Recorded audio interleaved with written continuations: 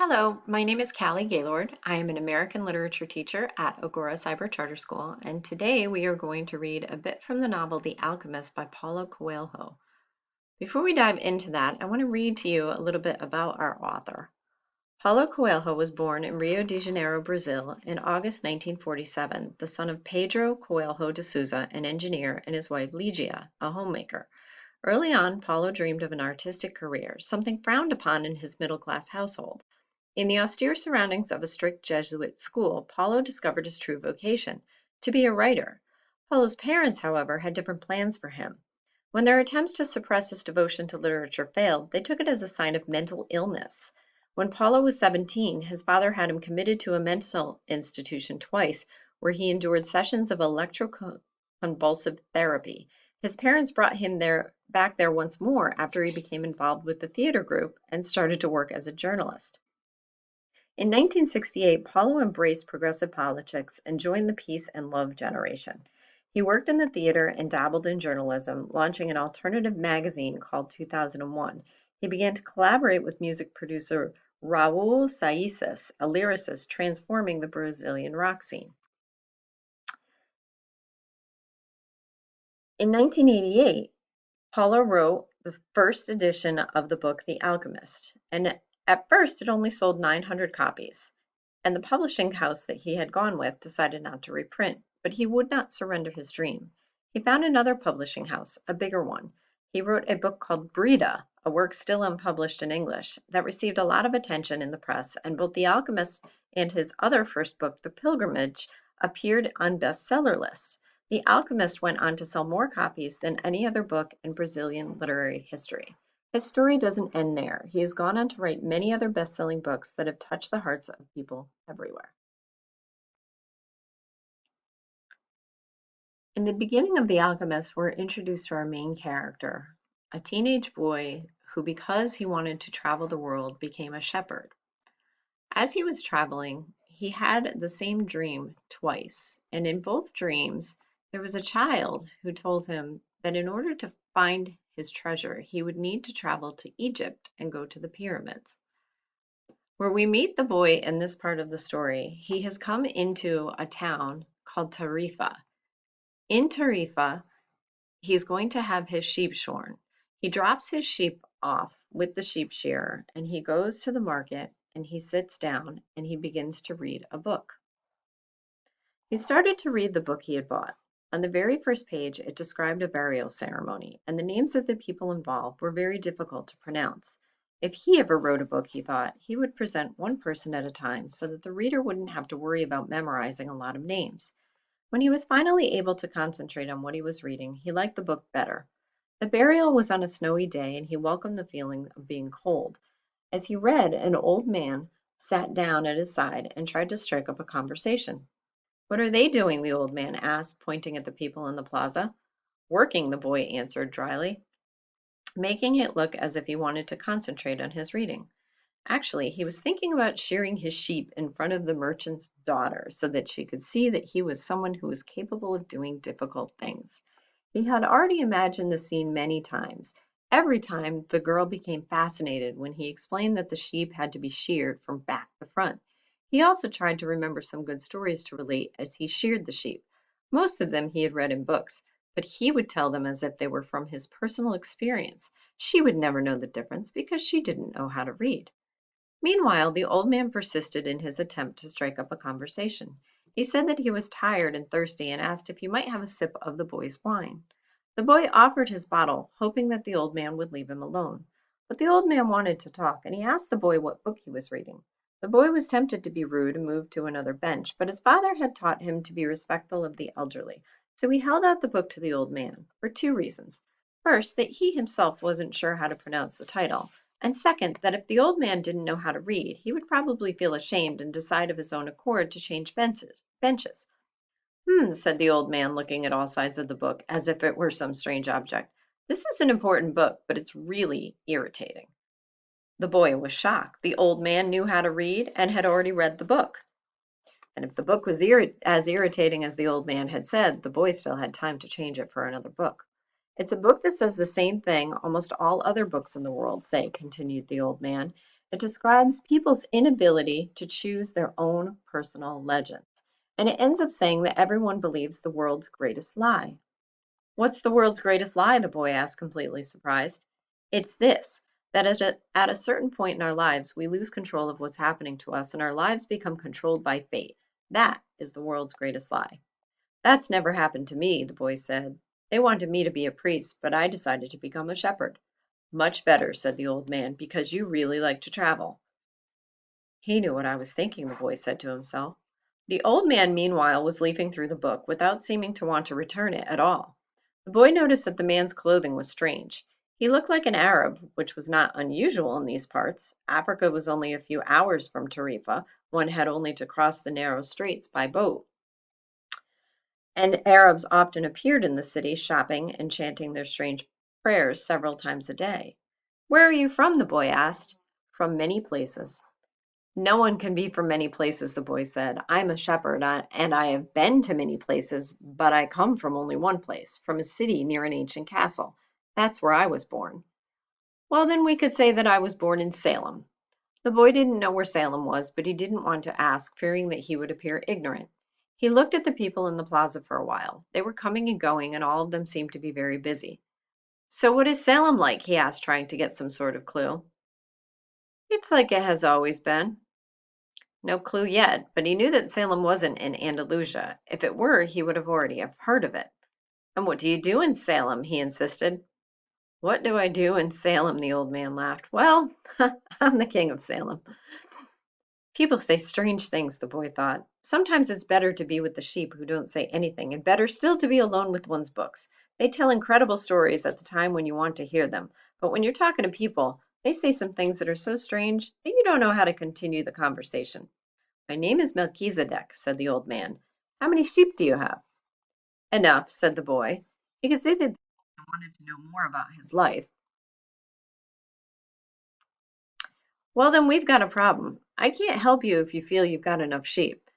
The boy was getting irritated. He wasn't asking for help. It was the old man who had asked for a drink of his wine and had started the conversation. Give me my book, the boy said. I have to go and gather my sheep and get going. Give me 1/10 of your sheep, said the old man, and I'll tell you how to find the hidden treasure.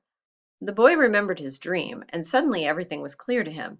The old woman hadn't charged him anything, but the old man, maybe he was her husband, was going to find a way to get much more money in exchange for information about something that didn't even exist.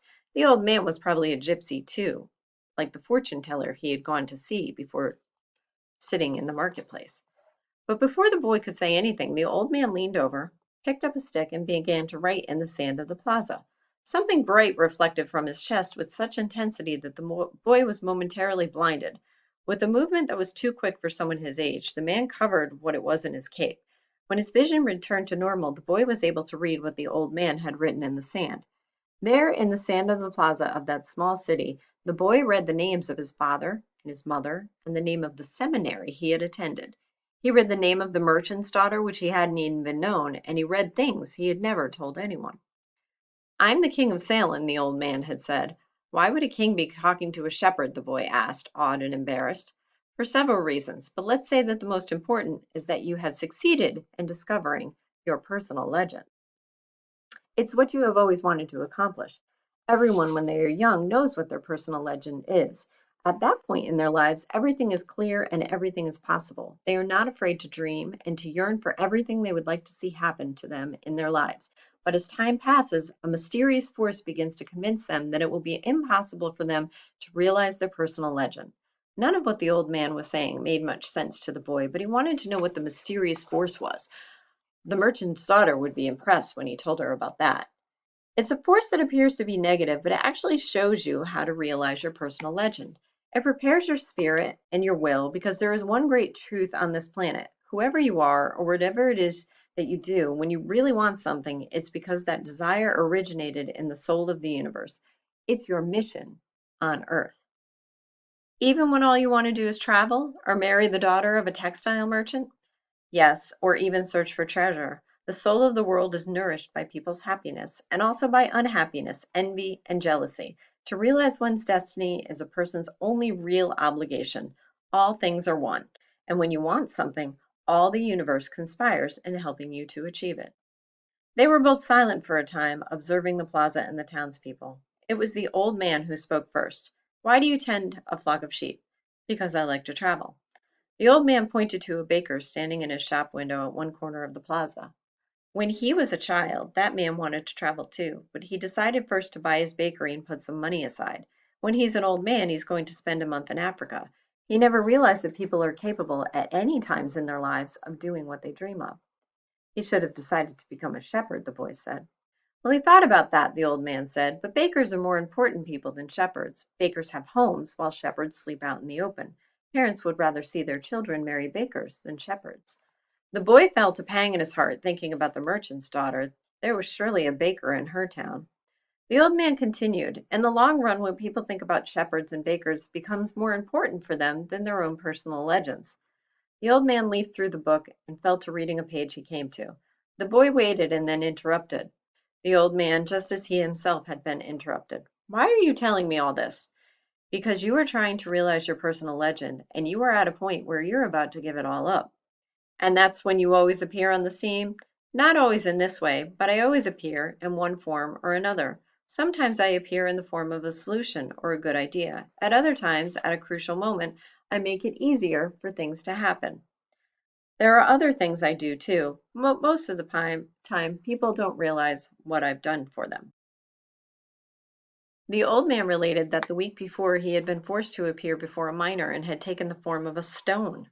The miner had abandoned everything to go mining for emeralds. For 5 years he had been working a certain river and had examined hundreds of thousands of stones looking for an emerald. The miner was about to give it all up, right at the point when, if he were to examine just one more stone, just one more, he would find his emerald. Since the miner had sacrificed everything to his personal legend, the old man decided to become involved. He transformed himself into a stone that rolled up to the miner's foot. The miner, with all the anger and frustration of his 5 fruitless years, picked up the stone and threw it aside. But he had thrown it with such force that it broke the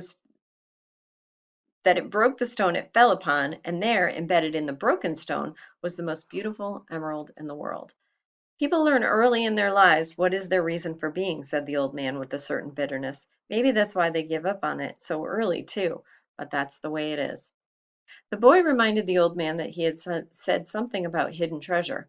"Treasure is uncovered by the force of flowing water, and it is buried by the same current," said the old man. "If you want to learn about your treasure, you will have to give me 1/10 of your flock." "How about 1/10 of my treasure?"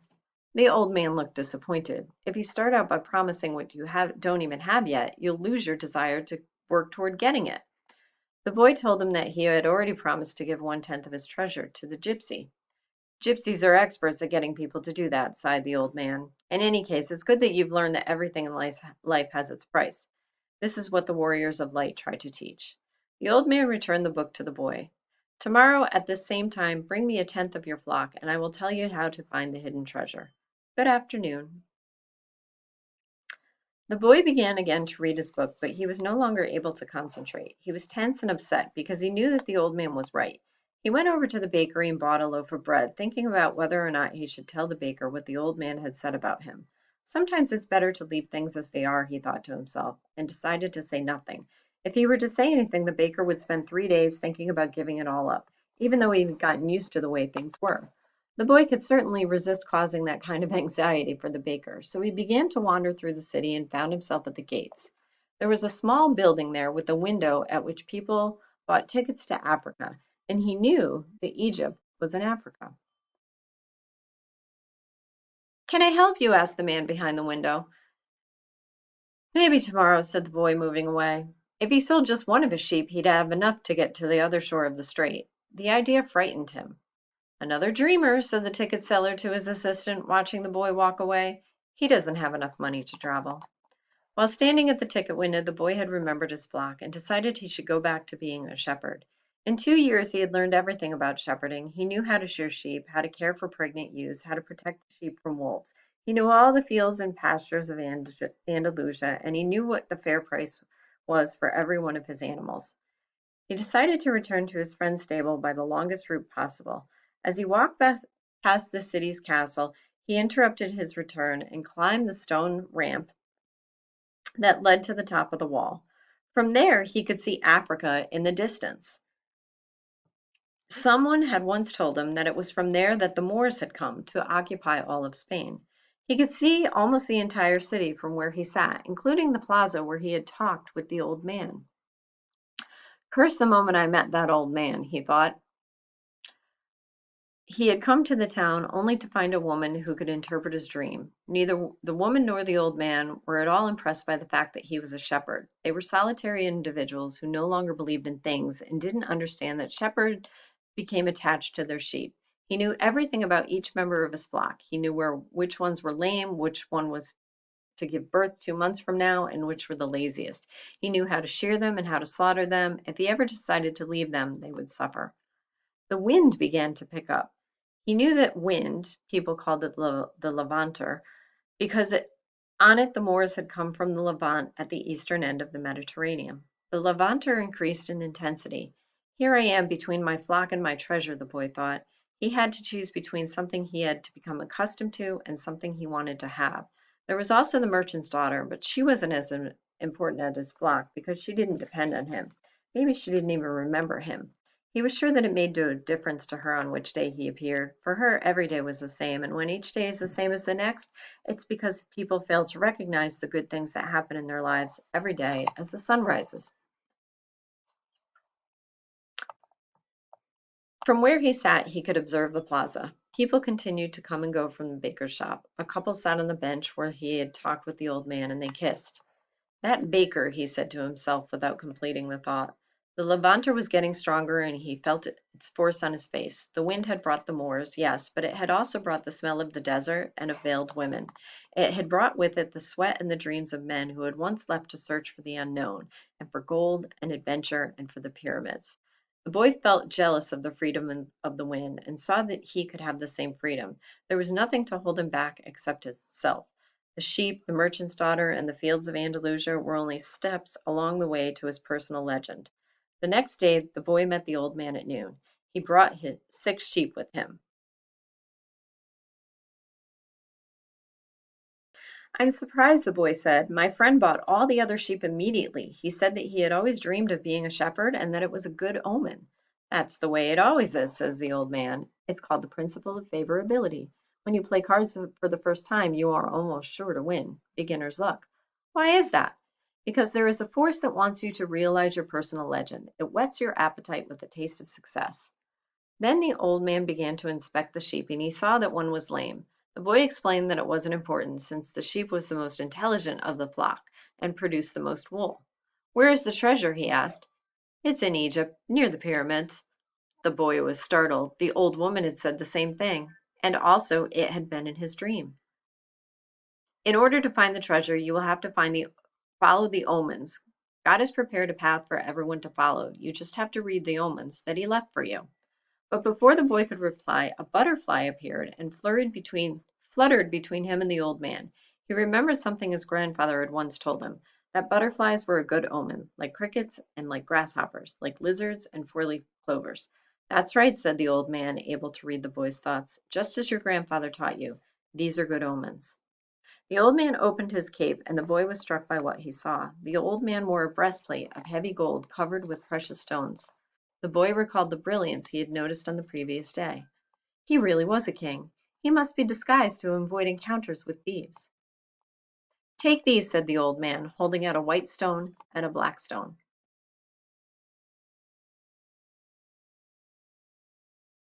These are called Urim and Thummim. The black signifies yes, and the white no. When you are unable to read the omens, they will help you to do so. Always ask an objective question, but if you can try to make your own decisions. The treasure is at the pyramid, that you already know, but I have to insist on the payment of 6 sheep because I helped you to make your decision. The boy put the stones in his pouch. From then on, he would make his own decisions. Don't forget that everything you deal with is only one thing and nothing else. And don't forget the language of the omens. Above all, don't forget to follow your personal legend through to its conclusion.